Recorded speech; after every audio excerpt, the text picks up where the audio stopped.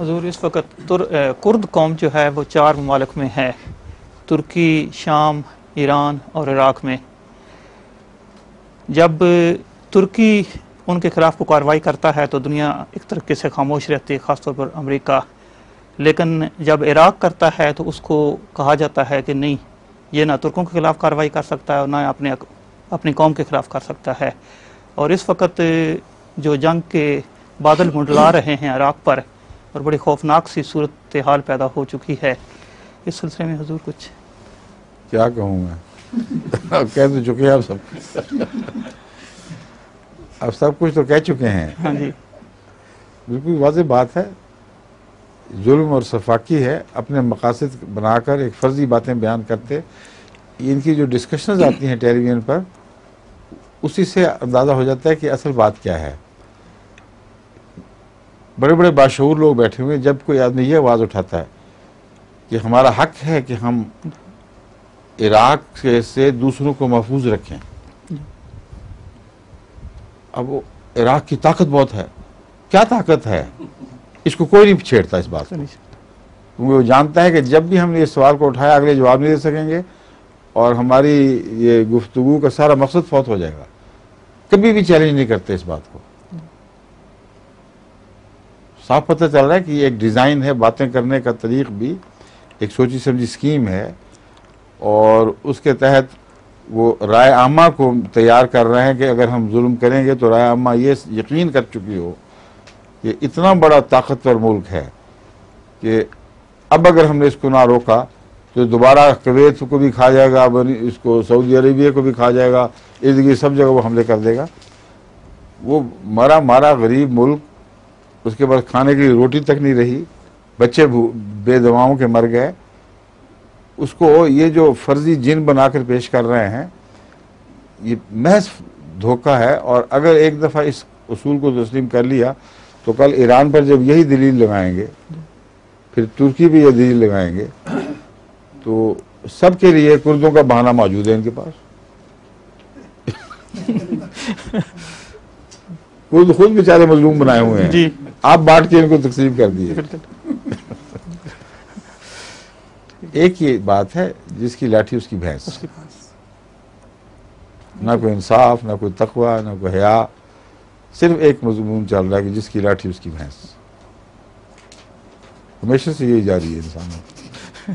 غیر مذہبی دنیا میں یہی اصول ہے، جو راجدھانی، جس کی راجدھانی ہے، جس کے پاس طاقت ہے، وہ جو چاہے بہانے بنا لے.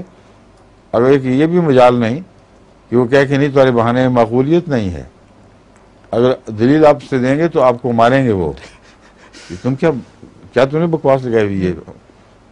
جب تم ایسی بات کرو گے تو پھر تم سزاوار ہو سزا کے. اب صدام کو پریزیڈنٹ کلنٹن نے پتہ کیا کہا تھا کہ تم جب وہاں دخل دو گے یا اپنی آزادی کا کہو گے تو پھر تم ذمہ دار ہو اس کے طبی نتائج کے، اور یہ خیال کہ پھر ہم تم بغیر سزا کے چھوڑیں گے، یہ غلط خیال ہے. کس بات کی سزا؟ اپنے ملک میں اپنے مظلوموں میں ان کی آواز پر ان کی حمایت کر رہا ہے. اس کے سوا کیا حقیقت ہے؟ اس میں کچھ بھی نہیں. کردوں کے اس سیکشن نے جس کے خلاف انہوں نے خود دوسرے مسلح کیے، ان کو مسلط کرنے کی کوشش کی ہے، انہوں نے منتیں کی، درخواست کی کہ ہمیں بچانے کے لیے ہماری مدد کرو. اپنا ملک ہے، اور وہ کرد جن کی ہمدردی ہے وہ خود کہہ رہے ہیں کہ ہماری مدد کرو. لیکن ان کے مقابلے پر وہ کرد ہمدردی والے ہیں جن کو انہوں نے مسلح کیا ہے. اور اگر تم یہ جرات کرو گے تو پھر تب تمہیں سزا ملنی چاہیے.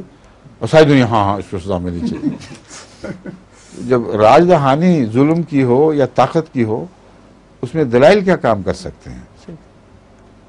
ایک دفعہ یہ اس بات کو ظاہر کرنے کے لیے یہ کہانی بنی ہوئی ہے کہ ایک بھیڑ کا بچہ نیچے پانی کے رخ پہ نیچے کی طرف پانی پی رہا تھا، اوپر کے رخ پر بھیڑیا پی رہا تھا اوپر کی طرف. تو ان کہانیوں میں اس زمانے کی کہانی جب اخلاقی تصور اتنا تھا کہ انسانوں سے بڑھ کر جانوروں کو بھی کچھ نہ کچھ اخلاق کا پاس تھا. ورنہ کہانی بنتی نہیں کہ بغیر دلیل کے کچھ نہیں کرنا. وہ بھیڑی صاحب کا دل للچایا، چھوٹا سا بچہ مزدار سا، اس کو کھاؤں، تو انہوں نے کہا تم یہ کیا کرو، میں پانی پی رہا ہوں، کیا کر رہا ہوں، تو تم میرا پانی گندا کر، میں بھی پی رہا ہوں، تم میرا پانی گندا کر رہا ہوں، گندے کر رہے ہو میرا پانی کو، اور میں تمہیں کھا لوں گا۔ اس بیچارے نے کہا کہ جناب میں کیسے آپ کا پانی گندا کر سکتا ہوں، آپ اوپر ہیں میں نیچے ہوں، اچھا پھر آگے سے بکواس کرتے ادب تمیز نہیں ہے۔ یہ حال ہے اس وقت ان لوگوں کے تکبر کا۔ جو قومیں طاقت کے چشموں پہ بیٹھی ہوئی ہیں وہ یہ پیغام دے رہی ہیں کہ تم اپنے آپ کو آزاد کیوں سمجھ رہے ہو، اگر آزاد سمجھو گے تو قیمت دینی پڑے گی۔ ہم نے آزادی حاصل کی ہے طاقت کے ساتھ، تم کمزور ہو کے بول رہے ہو آگے سے۔ اور جن لوگوں نے اپنی کمزوری کے باوجود اپنی آزادی کا حق قائم نہیں رکھا، جھک گئے ان کے سامنے، بڑے اچھے لوگ ہیں۔ تو یہ سزا ہے اس بات کی کہ کمزور ہوتے ہوئے آزادی کی قیمت ادا کیے بغیر تم آزادی کا دعویٰ کرو گے تو ہم بتائیں گے کہ تم جھوٹے ہو۔ یہ دنیا وہ ہے ہی نہیں جس میں اخلاقی قدروں پر کسی کی آزادی قائم ہو سکے۔ ہم آزاد ہیں تو ہم نے قیمتیں دی ہوئی ہیں، ہم نے دنیا کمائی ہوئی ہے، اور یہ بات درست ہے۔ یہ حماقت ہے ان لوگوں کی جو کمزوری کے باوجود ایسا سر اٹھاتے ہیں کہ جس کے نتیجے میں ان کو یہ زبردستی دکھلاتے ہیں رگڑ کے کہ تم وہم کو نکال دو، تم آزاد نہیں ہو۔ اگر صدام نے آزاد ہونا ہے تو اس سے پہلے اس کو حکمت عملی ایسی استعمال کرنی چاہیے تھی جو لمبے عرصے پر پھیلی ہوتی، قوم رفتہ رفتہ طاقت حاصل کرتے کرتے اس مقام تک پہنچ جاتی جس کے بعد پھر اختیار نہیں رہتا۔ اس کے باوجود کمزوری کی حالت میں اچھلنا، ایک توپ جو ان سے لے لے کے بنا رہا ہے اس کے اوپر گویا ساری دنیا کو تباہ کر دیا، ایسی بیوقوف والی باتیں ہیں۔ صرف یک طرفہ کرٹیسزم نہیں ہے، ہمیں اپنے لیڈروں کی بھی بیوقوفی دیکھنی چاہیے۔